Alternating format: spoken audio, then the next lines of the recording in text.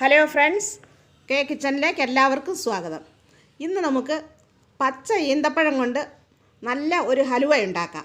ഇത് ശരീരത്തിന് വളരെയധികം പോഷകഗുണം കിട്ടുന്നതും നല്ല ടേസ്റ്റും വെറൈറ്റിയുമായ ഒരു റെസിപ്പിയാണ്. അതിനുവേണ്ടി ഞാനിവിടെ കുറച്ച് പച്ച ഈന്തപ്പഴം എടുത്തിട്ടുണ്ട്.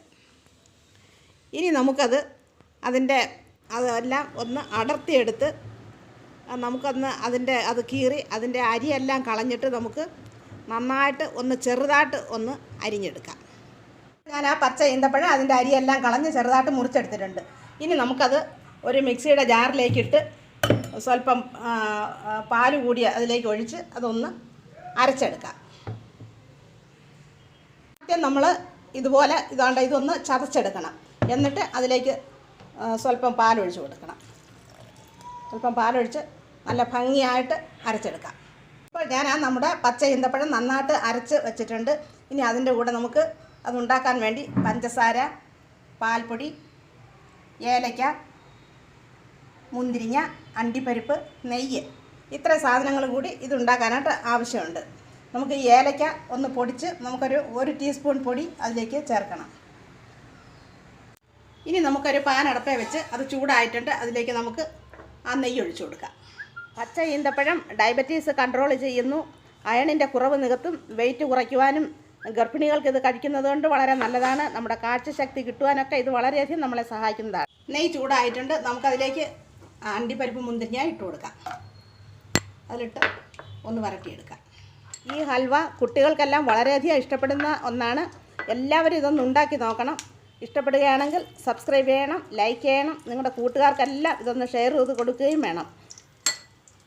ഇപ്പോൾ അത് ചുവന്ന് വന്നിട്ടുണ്ട്. നമുക്കിനി അത് ഒരു ബോളിലേക്ക് കോരി മാറ്റിയെടുക്കാം.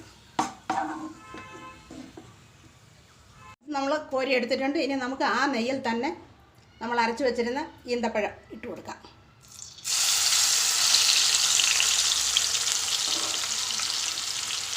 ഇനി നമുക്ക് ചെറിയ തീയിൽ വെച്ച് ഇതൊന്ന് ഇളക്കി കൊടുക്കാം.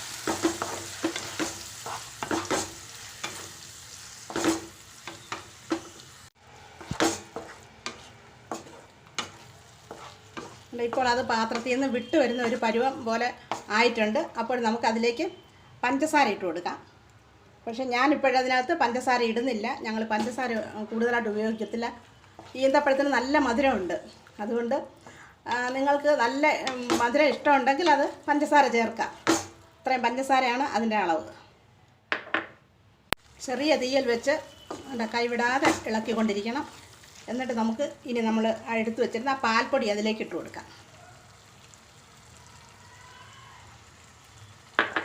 എന്നിട്ട് നന്നായിട്ട് നമുക്ക് ഒന്ന് മിക്സ് ചെയ്യാം. ഈ പാൽപ്പൊടിക്കും നല്ല മധുരം ഉള്ളതാണ്. അതുകൊണ്ട് ആവശ്യമുള്ള മധുരം ഇപ്പോൾ തന്നെ ഇതിനുണ്ട്. പഞ്ചസാര ഇട്ടില്ലെങ്കിലും നല്ല മധുരമുണ്ട്. ചെറിയ തീയിൽ വെച്ച് നമ്മൾ ഇത് ഇളക്കിക്കൊണ്ടിരിക്കണം. കുറുകി വരുന്നുണ്ട്. ഇനി അതിനകത്തേക്ക് നമുക്ക് ഏലക്കാപ്പൊടി ഇട്ട് കൊടുക്കാം.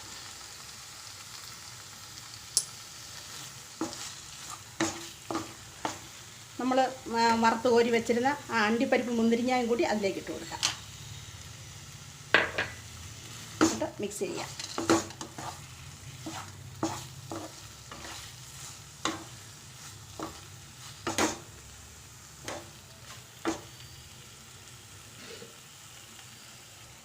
ചെറുതായിട്ട് ഞാൻ ബദാം അരിഞ്ഞ് വെച്ചിട്ടുണ്ടായിരുന്നു. അതുകൂടി അതിലേക്ക് ഇട്ട് കൊടുക്കാം.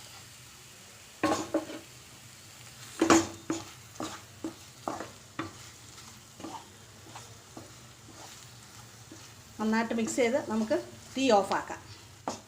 ഇപ്പോൾ നമ്മുടെ പച്ച ഈന്തപ്പഴം കൊണ്ടുള്ള ഹൽവ ഇവിടെ റെഡി ആയിട്ടുണ്ട്. ഇത് എളുപ്പം തയ്യാറാക്കാൻ പറ്റുന്നതാണ്. അതുകൊണ്ട് ഇതെല്ലാവരും ഒന്ന് ഉണ്ടാക്കി നോക്കണം. ഇനി നമുക്ക് ഒരു വെറൈറ്റി വീഡിയോയുമായി അടുത്ത ബുധനാഴ്ച കാണാം. വീഡിയോ കണ്ടതിന് താങ്ക് യു.